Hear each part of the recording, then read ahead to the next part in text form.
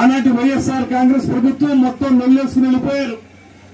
వేరే వేరే పథకాలకు ఇచ్చినటువంటి డబ్బులు కూడా మనకు మంచినీళ్ళు ఇచ్చేటువంటి జనజీవన్ మిషన్ లాంటి కార్యక్రమాల ద్వారా ఇవ్వాల్సినటువంటి డబ్బులు కూడా వాళ్ళ సొంత అవసరాలకు ఉపయోగించుకుని మొత్తం డబ్బు పట్టుకెళ్లిపోయి మనకు సున్నా చూపించినటువంటి సందర్భంలో కూడా మీకు చెప్పిన మాట ప్రకారం పెన్షన్లు ఇచ్చినటువంటి ఘనమైన ప్రభుత్వం మన కూటమి ప్రభుత్వం అనేటువంటి మాటను మనం చేస్తున్నాను.